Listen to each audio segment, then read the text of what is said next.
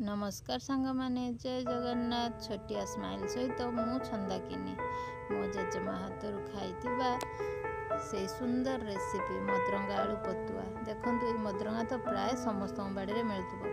मु भाविली आज आपण मान सहित रोसईटी सेयार करी। तो प्रथम मदरंगा पियाज रसुण जीरा को भल भाव एमती बाटी नेली। कड़ाई किसी सरिष तेल नहीं से कंचा जीरा देली। जीरा फुटी जापर मदरंगा पेस्ट को भल भाव किसी समय संतुली नेली। काटिकी रखिथिबा आलू पियाज को दे किसी हलदी गुंड आवश्यक मुताबिक लुण लंका गुंड दे भल भाव संतुली नेली। 5 मिनिट फुटिला पर आस्ते आस्ते मोर मदरंगा आलू पतुआटी हो आसुची। पूरा 15 मिनिट पर मदरंगा आलू पतुआटी मोर रेडी हो गला। आपण माने भी थरे बनै खांतु। यार टेस्ट केमिति लागुची आपण मानकु निश्चय कमेंट माध्यम रे जणांतु। हाँ, सब्सक्राइब कर